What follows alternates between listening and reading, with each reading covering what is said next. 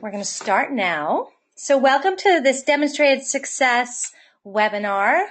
We're happy you could join us. Today's webinar is it's a performance task overview that was born out of some professional development that I did at a district in New Hampshire. And I'm sitting here with Ann Mordecai. Hello. And you guys are on mute unless otherwise notified. However, we can unmute you. If you can raise your hand, you can write a question under the questions, and Anne will be monitoring the questions or the chat, either one. So if you have, if you want to go off mute, we can try that. Sometimes there's wacky noises that result. Sometimes it works out fine. The other thing you can do is write in a question, and I will answer it for the group. And anything else, Anne? I think that's it. Okay, so sit back and enjoy, and we will talk about growth mindset and 21st century skills.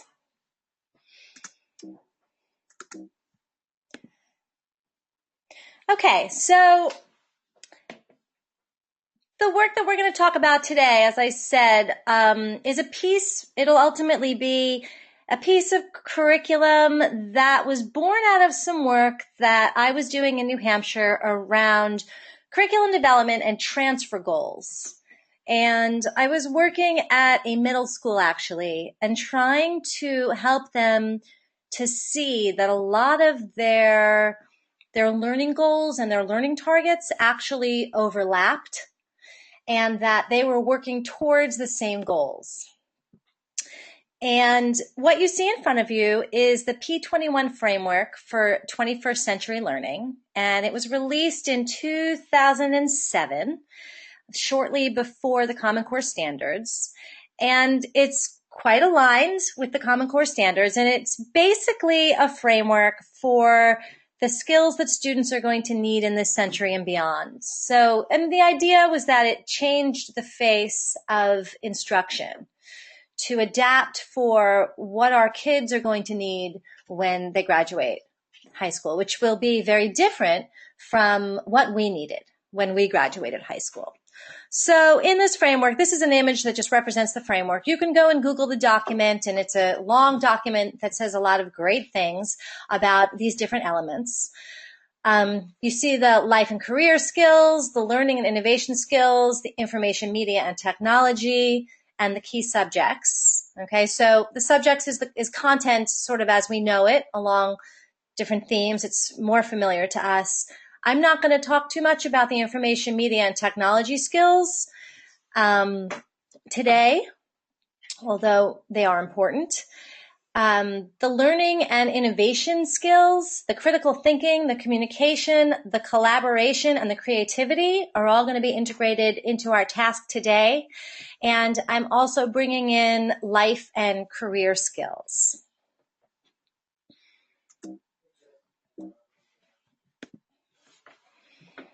So here are the life and career skills as they are discussed or listed in the 21st Century Framework. So we have flexibility and adaptability, initiative and self-direction, social and cross-cultural skills, productivity and accountability, leadership and responsibility. And I'm not going to go into great depth around these ideas, but one thing that is clear to me when I think about these life and career skills is that growth mindset is a part of this set of skills, because for all of these things, you need to have taken on a growth mindset. And I think probably everyone on the webinar is familiar with Carol Dweck and the growth mindset and how important it is. And I find when we go to schools, it's talked about and alluded to frequently, but taught infrequently. And so while I was working with this middle school in New Hampshire, I had asked all of the different curricular teams about what they would like, what priority transfer goals were important for their students. And growth mindset came up over and over and over again. And so I decided to create this piece of curriculum, which now I've turned into a performance task for them. Here we have the learning and innovation skills. So we have creativity and innovation, critical thinking and problem solving, communication and collaboration. So the critical thinking and the problem solving, the communication and the collaboration, those sound eerily like Common Core practices and standards, which is a nice fit. And again, we see that growth mindset is also interwoven into these learning and innovation skills. Again, to be a critical thinker, you need to persevere, and to problem solve, you need to persevere and, not stop when you don't meet success the first time. You need to come up with new solutions. You need to try again. You need to keep working. You need endurance, and so on and so forth. So how do we change our kids' mindset? Another piece that got me thinking about 21st century skills and growth mindset and performance assessment or performance tasks and how we make our performance tasks more meaningful is this image here, which shows the overlap of the essential practices that are outlined in the Common Core and the next generation science standards. So you can see math in the red, and we have the different math practices here in red, right? Where if you can look and see M1, it says make sense of problems and persevere in solving them. M2, M6, M7, M8. And then on the right side with the purple, you can see the science practices from the next gen standards. And then that funky purpley color, you see the overlap of M4. So math and science, the practice overlaps there with the models with mathematics, develop and use models. Moving down, okay, you see that the ELA is that bright yellow color. And while the ELA doesn't have practices per se, the ELA Common Core standards, they have in the framework, in the introduction, what's described as a literate person. So they have these basic statements like a literate person, for example, where it says E1, will demonstrate independence in reading complex texts and writing and speaking about them. Okay, so the middle overlapping sections are where these practices overlap. And you can see right in the middle where all of them overlap. Okay, so we have ELA 2, build a strong base of knowledge, through content-rich texts. Read, write, and speak grounded in evidence. Construct viable arguments and critique reasoning of others, and engage in argument from evidence. So those skills and practices, whichever you want to call them, right? They are cross-cutting. They go across all main content areas. And if you look at the C3 standards for social studies, you'll see them in there as well, which really speaks to a change and a focus for our instruction and our assessment. If those are expectations across all content areas, what are we doing to instruct and assess these standards or skills or practices across all content areas in a way that allows students to demonstrate mastery? Any questions on this? There are no questions yet, unless somebody hasn't written them, but I don't see any questions. Okay. It makes sense what you're saying. So, and this slide pulls together, this just lists the conversation again that I alluded to earlier when I went and did this work in New Hampshire. I actually interviewed each of the teams and had them, and this is a great activity if you want to do it in your buildings, if you're working in a content team situation, to ask each content team basically, what are the transfer goals for their particular content area. What are the highest priorities that they want to send their students into the world being able to do? And that's what those turn into transfer goals, meaning transfer goals are skills that transfer into real life. They transfer across disciplines, and they are your highest priorities. They are also goals that become the learning objectives of performance assessments. Competencies are transfer goals frequently because they are higher level. They integrate smaller or more discrete knowledge and skills into sort of a broader performance. So when I interviewed all of these different content area groups, these 6 were the top 6 that came out that had the most support and that were cross-cutting across the most disciplines in this building.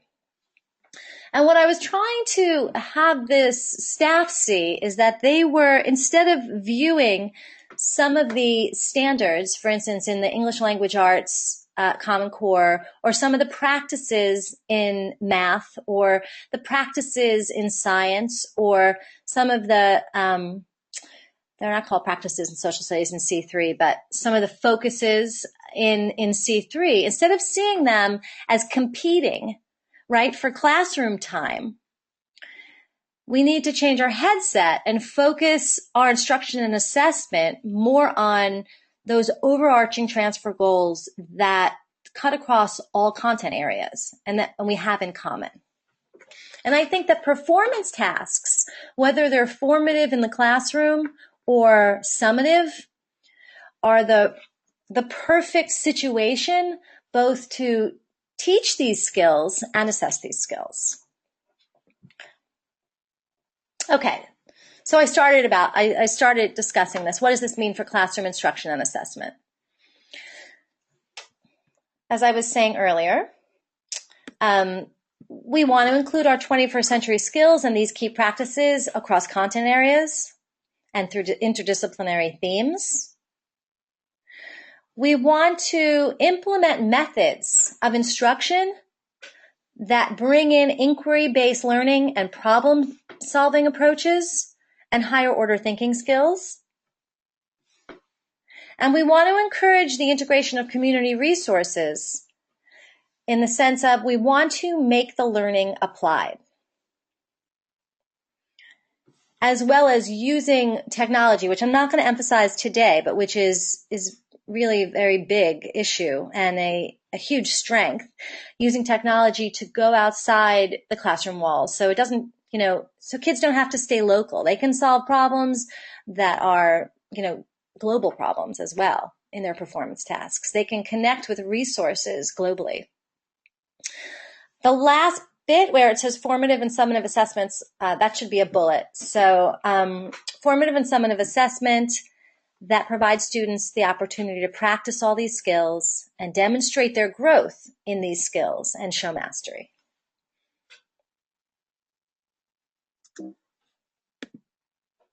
Okay, so as I was saying, this can all happen through quality developed, rigorously developed performance tasks. Now, what I'm not going to talk about today, I'm not going to talk about DOK. I'm not going to talk about aligning your targets to standards. Okay, that's not something that I'm going to talk about today. I have talked about that before. Those pieces are tremendously important. We know that performance tasks have to be rigorous. They have to reach DOK 3, DOK 4. They should be specifically aligned to standards. And in the performance task we're going to do, I have learning targets, which are aligned to standards, but I haven't listed those standards. Okay. But I'm going to give you an introduction now to the various pieces of this performance task that I have put together that you are more than welcome to access any part of or change or morph There's a slide at the end of the presentation that shows you where to get all the handouts, so you can access those. I have a question. Yes. When you talk about learning targets, are you talking about the targets from Smarter Balance, those targets, or something different for targets?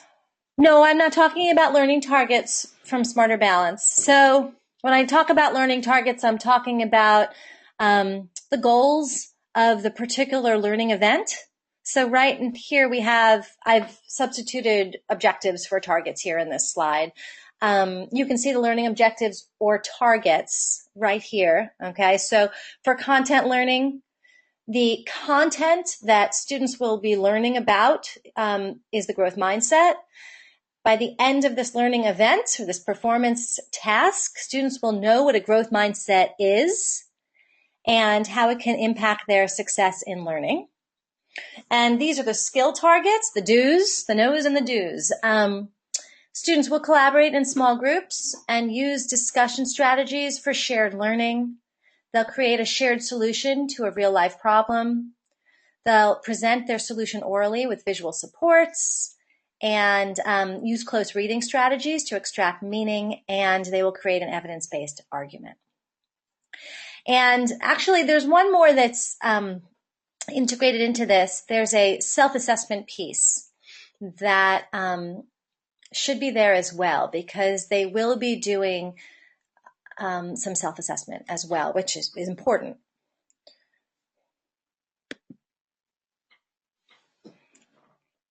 Any more questions?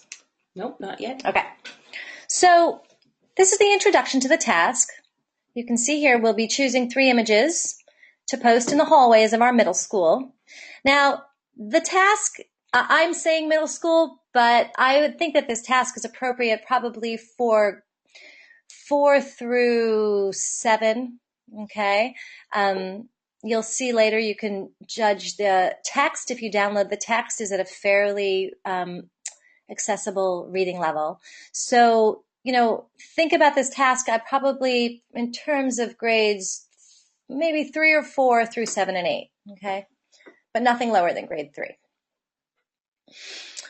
Okay, so we're going to find some images to post in the hallways of our middle school that will inspire our students and teachers to adopt a growth mindset, or to use non-success as an opportunity and persist in their goals. Our lessons over the next few days will culminate in your team of students choosing those 3 images.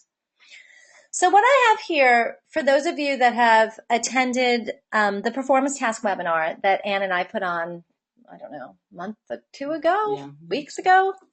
It's all so It all blends confusing. together. Yeah. And also, we've also, at our first full day workshop, there was a performance assessment workshop where I also talked about the GRASP task outline. GRASP is a nice way to outline any performance task. So we have the goal on your left-hand side, the goal, the role, the audience, the situation, the product, and the standards. So the goal here I just talked about, okay? So the role means the role of the students, and in this situation, they're a student team that's going to make a choice. And the audience would be the administrative team in their school. And the situation is a sort of just a description of the task. They're going to read and review some texts. They're going to work collaboratively and individually. And ultimately, they're going to have to identify 3 posters to use in our poster campaign and do a presentation to the administrative team advocating for the 3 posters that they decided on. The product is ultimately going to be a presentation. That said, there's going to be several products along the way so that students get ample opportunity to demonstrate their mastery and practice the different objectives of the task. And in terms of standards, what that means is, how am I going to judge the student performance? It needs to be explicit to students how they're going to be judged before they do the work.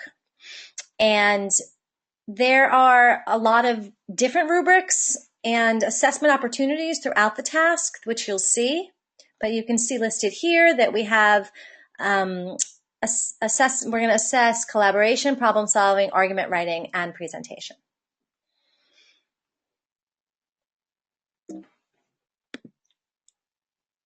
Okay.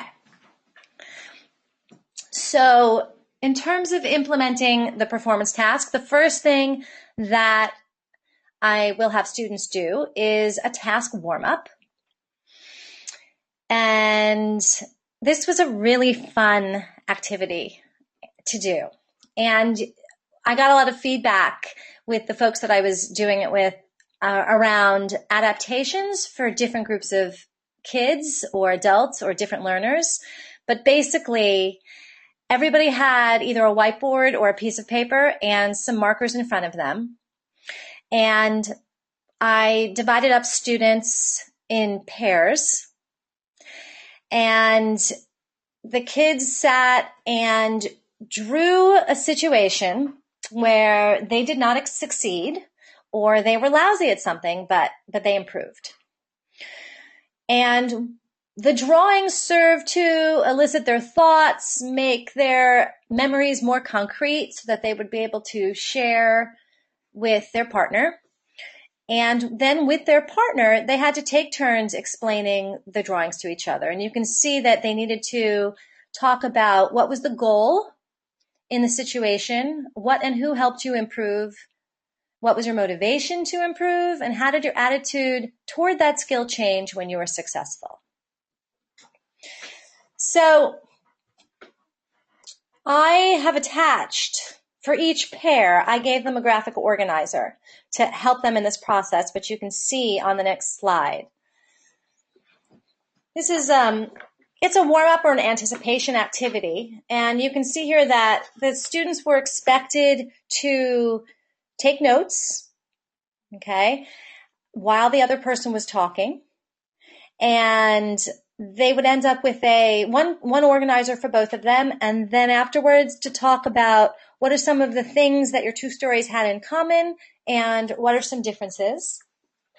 So this effectively gets them into the concept of growth mindset. It helps with their personal connection to the topic. It acquaints them. It builds trust and investment in the activity. So for me, as a teacher, I can already start getting formative information, right? Because I can look and see. So what you can see here, this is something that I would use as a formative assessment tool. So the students' names would be on the left, and it would just be these 3 criteria as I'm walking around. Just active listening criteria, right? Are the kids taking notes? Who's taking notes? Who's not? And I would tell them this, beforehand. Oh, we would have done this. Where are we now? We're in January. So these are criteria that we've been working on. Are the kids asking questions? And what is their body language? And give them a simple score so that as we go through the year and we do different activities, different performance assessments, right? I can pull this up again. I can do this in September. I can do this again in November. I can do this again in January and have the kids involved in it, after a while, once they get good at it, to self-assess, to assess their peers. So all of a sudden I have concrete data on something that seems as untouchable, right? As active listening, or as intangible rather, as active listening. Any questions, Anne, or comments? Nope. Okay. Nope.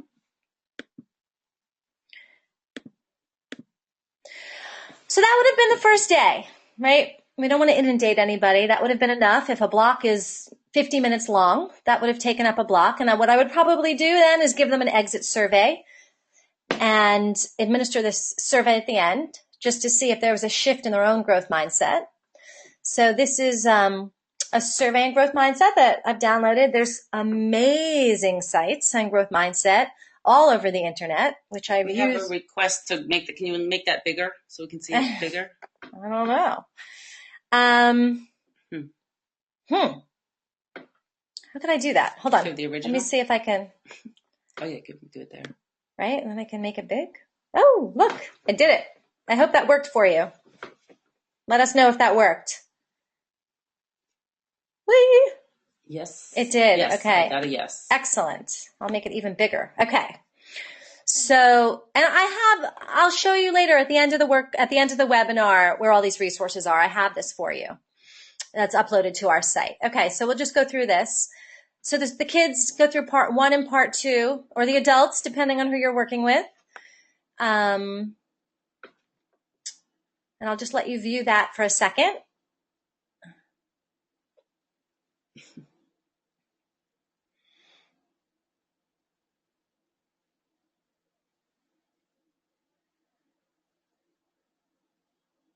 There's several of these that I have, but this is my favorite. Okay, back to our slide.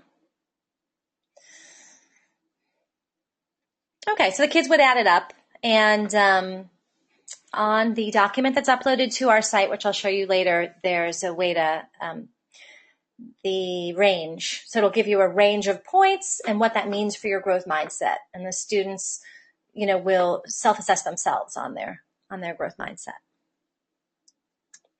All right, so day 2, gathering evidence. We need to gather some evidence, and I have arranged for these student teams to use one article and to use one video. The article that I used with them is, I'm just thinking while I'm talking that, well, I'll pull up the article in a second. So, okay.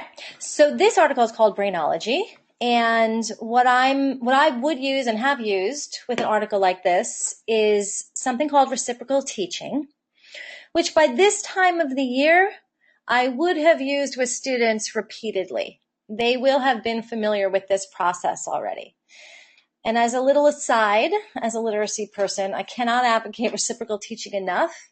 It takes no investment, and it is research supported. It's one of the only research supported strategies where there's actually concrete, long-term, and abundant research that says that it works. And you'll learn about it now.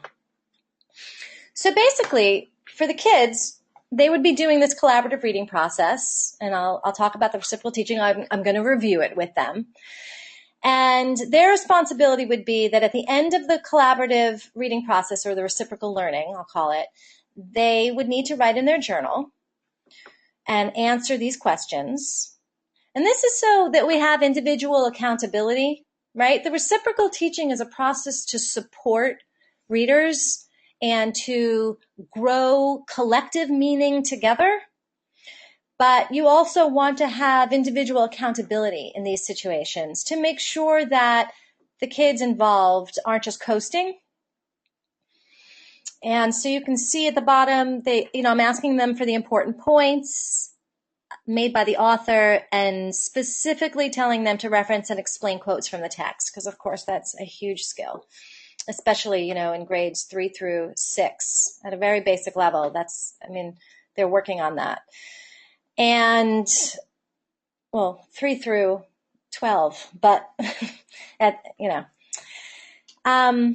okay. How did reciprocal teaching method, so now I'm getting them to think about their process, which I think is very important. I want them able to articulate how a particular process was helpful or inhibiting for them. So that's what those last 2 questions are.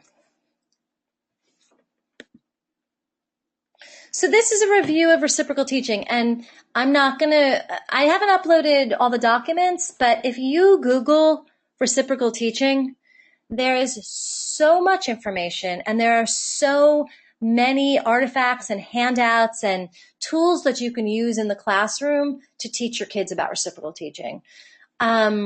So in general, right, it's a system for group reading to help everybody understand the text better. Every person in the group has one of those 4 jobs. If you have a group of 6, you can double up. As the teacher, you can strategically assign jobs based on the strengths of the students in the group. And I advocate that heartily. Also, as a teacher, you would break up the sections of the text before you give the text to the students, and you would assign a job. Now, maybe later in the year, you can have the groups break up their own text and take care of the jobs and rotate the jobs, as seems appropriate. But I certainly wouldn't start that before mid-year or the spring. So students move through and they take notes as they read and they discuss the passage. So what happens is,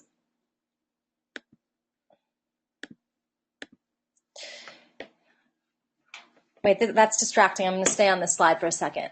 You've broken up the text. Students in a group, they either read silently or they rotate the sections and somebody reads aloud. And you would implement that based on the reading ability of the group. If you knew there was somebody in the group that needed the text read out loud, then you would make that happen. And they stop at the break points, and then every person does their job. So the predictor would predict what they think the next section is going to be about. The summarizer would summarize the previous section. The questioner would generate questions for the group, okay, of different levels. And I'm not going to go too far into that, but there's text, right in the text, there's author and me, there's different levels of questioning, which you will have trained a student, the students to do. And then there's the clarifier, whose job it is to clarify anything that was not understood in the text. It's vocabulary, sentences, or phrases, or, whatever that may be. Questions? Anne, do you have any questions? You're doing great. Okay. Stop me with questions. It's fine. Okay, so this is just a review for the kids and for you, since you're here while watching the webinar. But I would definitely, in implementing this, I would go through and review. So these are some examples. As a predictor, I think, I wonder, I predict. For questions, what questions can you ask about what you read? So here the questioner is asking the group, what questions do you have? The questioner can also say, can everyone stop now and generate a question about the text? And then we'll answer it together. All right. And some of those questions might be, I wonder why the author said this. How important is this to the overall text? What does this make me think about? So the clarifier, this is some frames, clarifying frames, right? So this is confusing to me. I need to blank. What I'm thinking is blank, but that doesn't make sense, so I need to blank. One of the words I wasn't sure of was, and so on. And this is the job. Why do I have?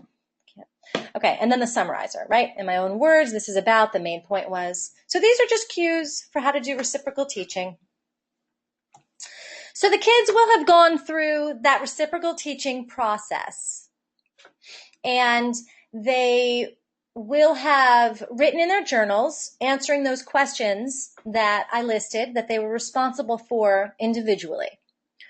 So going forward, they have their journals as tools to work with and use in their final product as they approach their final product, this presentation, right? So they have, that's one artifact that they're collecting to use as a tool in this process for themselves. For me, it's a piece of formative assessment, right? I can then go in and say, all right, so what was their understanding? How well did this go for this student? What do they know? What do they don't know about growth mindset? The other thing as formative assessment, obviously, for me in this process is I'm then going around and assessing the groups, right, potentially for their collaborative process during the reciprocal teaching. And I have a rubric later in the slideshow that you can use for that. Okay, day 3. So this is the other piece of gathering evidence. What I have here is, how are we doing on time? Oh, goodness. Okay, so what I have here is a video that I'm just going to show you the first couple minutes, not even a minute, because the guy is really dynamic and it's a great video. And I would give the students this graphic organizer, right, that tells them over here, it says they're going to view the video. They're going to stop the video and write down important main ideas. They're going to stop to make connections between the text. Probably I'd be showing it to the whole class, and I would stop it periodically to have them write their notes and reactions on their graphic organizer. Again, this is an artifact that they're collecting towards their inquiry work, right? They are using all these artifacts to put together their product. Okay, so I'm going to show you this guy. It's a terrific site. Never let somebody tell you that you can't learn or do something. Whoops, that's the end of it. Here.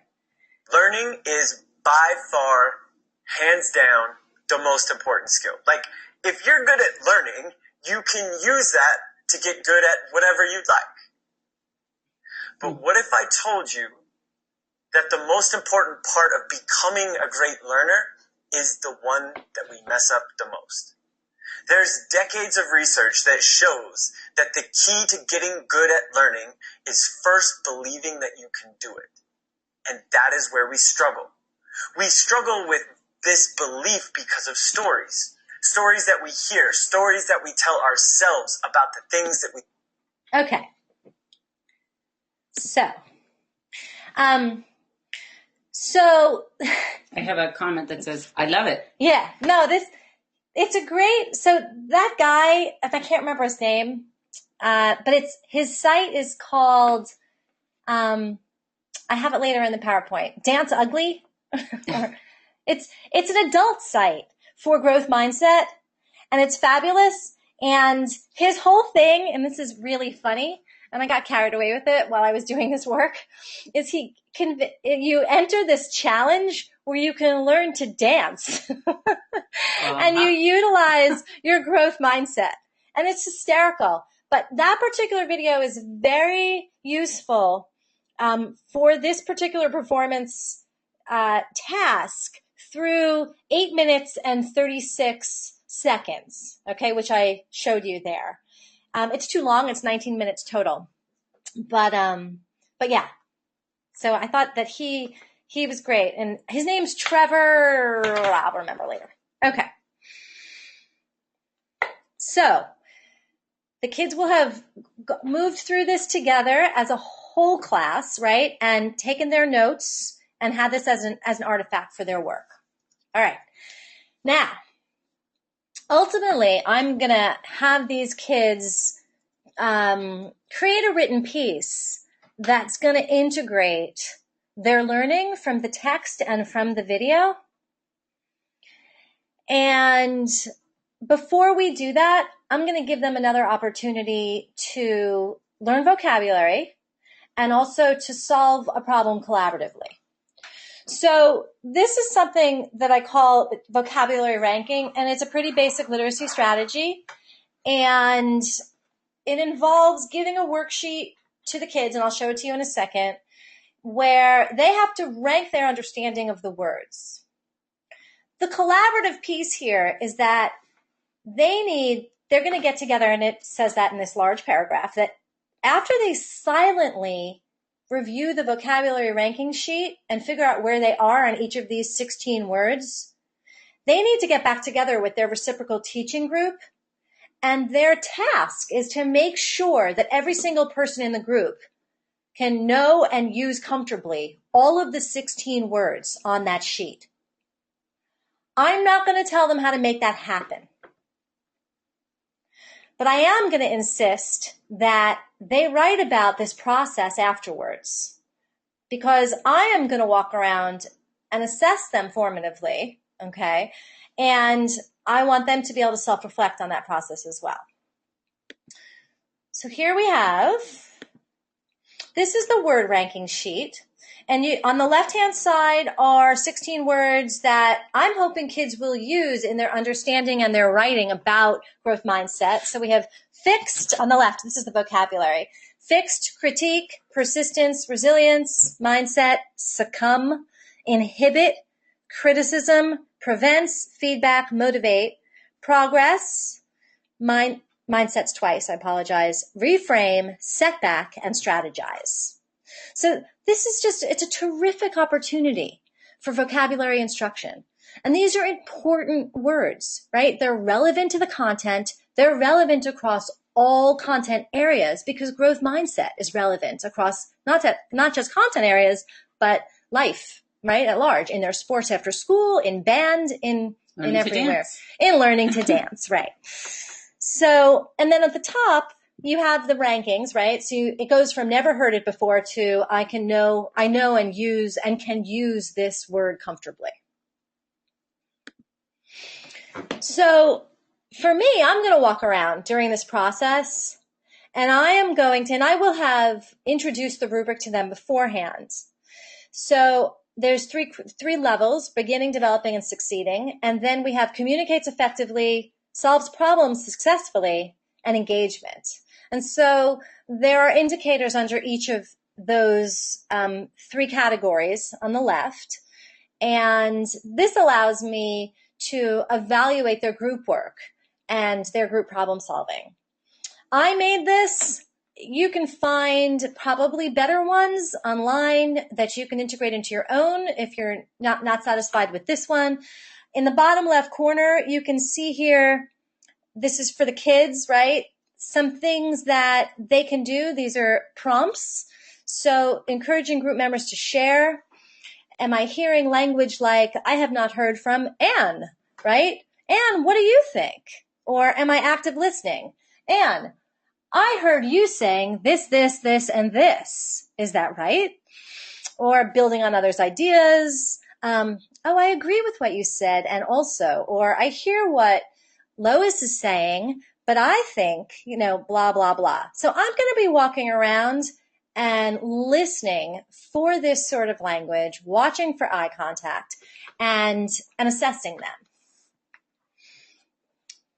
And obviously, they have opportunity to assess themselves. You have to just pick and choose. Like, when are you assessing? When does it seem appropriate for them to self-assess? You have to just make choices. Okay. So they have read a piece of text. They have watched a video. They have done a vocabulary activity that has ripened their vocabulary for use so that their writing and their synthesis of information will be more fluent. And here we go. What they need to do now is they need to prepare individually for their group decision making. And that's going to be a piece of writing where they synthesize the information that they've collected. So they have their artifact, they have their vocabulary sort, they have their note-taking sheet from the video, they have their notes and their journal response from the reciprocal teaching reading activity that they did. Okay, so they're going to now provide an individual response that includes evidence from those texts that you read and viewed, and they're going to try to use at least 10 of the words from the vocabulary sort in their response. Now, their response is going to be evaluated by their teammates this time, which I think elicits often some pretty darn good writing, right? Because now so the group, the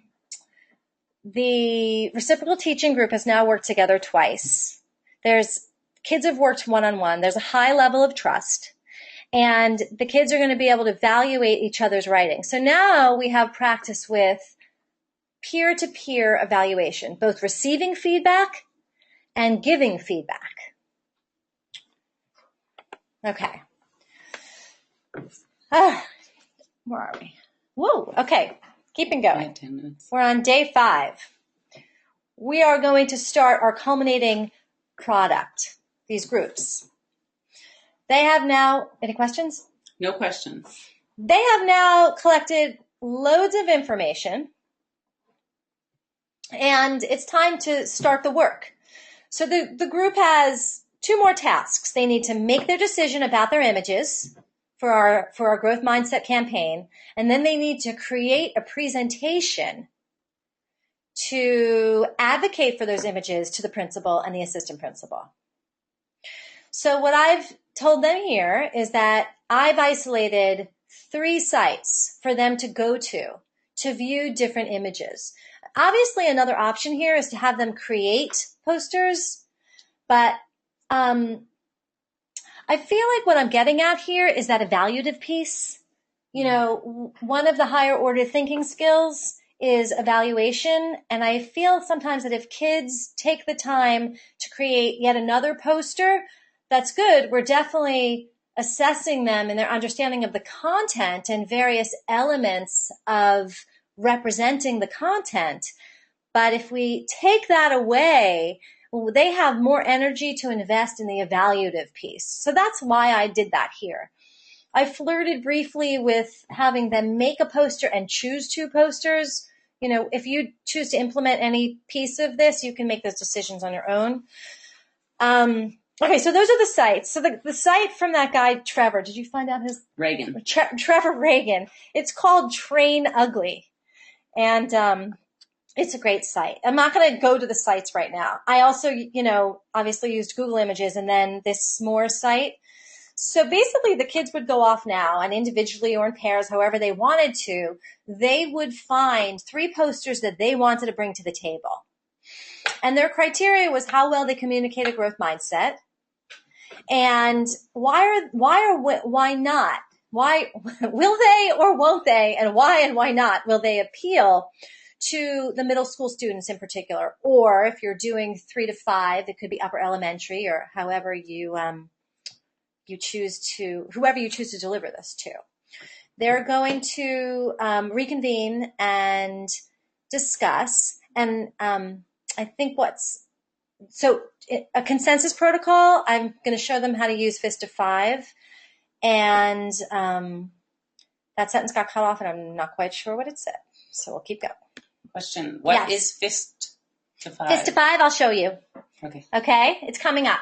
A Fist to 5 is a protocol you use for teams to come to consensus. You know, you would never want to set a bunch of kids out to make a decision without some heavy-duty protocols. So Fist to 5 works really well. It works really well in grown-up meetings, too. So here, this is the graphic organizer that I would give the kids. So what would happen is every student in the group, if it was a group of 4, let's say, would come with 3 posters that they wanted to review or introduce to the team. And the team would sit and they would use a graphic organizer like this. In actuality, they'd wind up reviewing 12 posters if everyone was bringing 3 or 2 or I think I said 3. And they could actually take notes on the posters and write their opinions and keep that data, that personal data for their conversation to bring to their group conversation afterwards. All right. I'm going to get to the Fist to 5. But what I did here is this is for a little bit of fun. We are going to vote as a webinar group on which posters you feel. How many are they allowed to vote for the survey? You can choose 2 posters. You can choose 2. Anne's gonna. Where's the survey? How do you do it? I can launch it. Okay, not yet. Anne's gonna launch a survey to you. And I think what's happened here is there's lots of people watching, but limited computers. If I'm not mistaken, you're watching in Teams, so you might only have a few people voting. But so this is one poster, one option.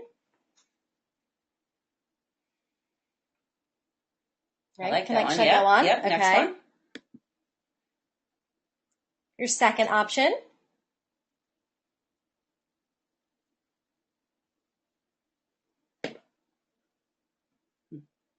Okay. Third. I like that. Sorry, nothing. Mm-hmm. Fourth. Mm. I'm getting good reactions from Anne. And this is the 5th. Do you have them all laid out so we can? So these are the 5 of them as a reminder. I'm gonna have to get up. I just launched the poll, so now you can't see them. She launched the poll. So if you could vote, so the teams are gonna have to take a little bit. You're gonna have to vote within your team and then vote here. And the individuals can vote individually. Okay, we're getting some results. Do. Famous People is winning.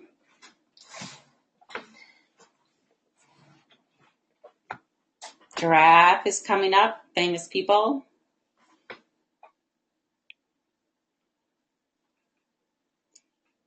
Iceberg. Okay, we're going to close it in about 10 seconds.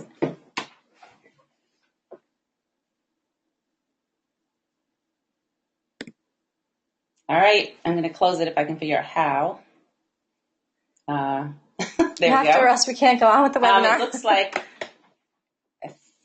Famous People and Icebergs came in. Woohoo! Number 1 and 2. I like the iceberg one. I'm definitely partial to the iceberg. Yeah. I think the growth mindset statements is a little too wordy. And the giraffes might be nice I like the giraffe. for a younger age group. I don't know. Okay. So that was fun. Okay. So going back to this process for our students, right?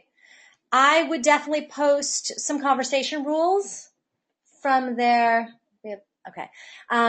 While they're having these conversations, and this again, this replicates what's on the bottom of that collaboration rubric that you saw. And this is the fist to 5. Okay, so it's a voting process. So the group, you decide, you can morph this, however you think. You can change it to everyone is a 4 over or however you want. So one finger is, so you vote and everyone holds up the number of fingers of buy-in that they feel, basically. Right? So 1 is the lowest and 5 is the highest. And then you make consensus means, well, if everyone is over a 3, we have consensus and we can move on. All right? And I have, you can also Google this. I think I've uploaded the handout but you can also Google fist to 5 and you'll get a PDF in a heartbeat and that you can download to use. It's great to use in meetings as well. Okay. So we're coming to a close just in time. We have our day 16 presentation. So by now, the students have gone through the process of collaboratively choosing their 3 posters. And now they have to create together a 5-minute presentation that they're going to deliver to the principal and the assistant principal. And the presentation must reflect the understanding of content and an understanding of your audience and what makes an engaging and informative presentation, and also the team collaboration. And you can see here, there's a presentation rubric, and this is definitely uploaded to our site, that outlines the elements of a successful presentation. This is from the Buck Institute for Education, and certainly there are dozens out there. The Buck Institute, I discovered in this while I was doing this work, and they have some terrific rubrics, if not to use completely as they are, but to use, to begin this process of creating one if you want to change it. This particular I posted is a 3 through 5 level rubric. We have questions. Yes. You may have already answered this, but does PBL, where it says presentation at the top, project-based in the learning? Buck Institute, it's project-based learning. Yeah, that's what they do. It's worth a look, most definitely. Okay, so I'm just going to go back for a second. The closure here. So they will have presented, right? And the other groups will have used this rubric to evaluate their peers. I will have used this rubric to evaluate the group as well. Okay, so we have both peer data and teacher data. And that's it. And then the task is basically done. Their product is completed.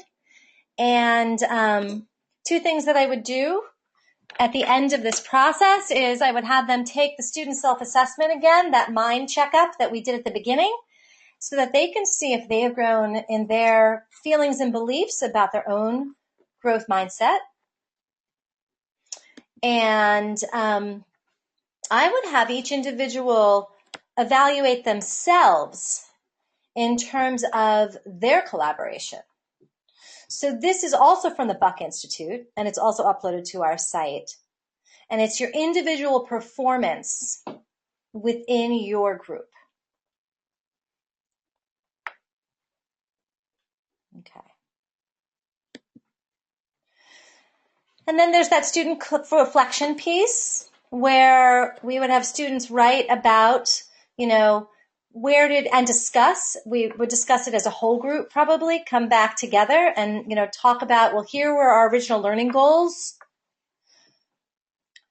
I would have the kids first obviously reflect independently and then reflect as a whole class on whether we met our goals. And those are the same goals from the beginning of the performance assessment. How are we doing? Ooh, okay. Woo! So the handouts, they are right here. Login, demonstrated success, my consortium. Let's see if this goes there. That would be good. So when you go onto the site, it might be happening. It might not. Here we go. It takes a second. For anybody that's new to the consortium, because I know that we have some attendees that are new, you in Piermont, I think, you should have gotten from Mike a consortium login number, and that takes you to this site here where it says resources and discussion. And at the bottom of resources and discussion, we can see, It's not there yet. It's not there yet, but I made it. Oh. Here, 21st century skills and growth mindset, right here. If you open it up, view. And you can see here the different documents from today. So that is the survey, the checkup right here. We have the presentation rubric, the word ranking, activity, the group collaborative problem solving rubric that I made, the mindset evaluation graphic organizer, the growth mindset video graphic organizer where they took notes. This is the article, the Brainology article. This is the collaboration rubric from the Buck Institute. And this is the PowerPoint. Okay. All right. That's it. And it's 4:00.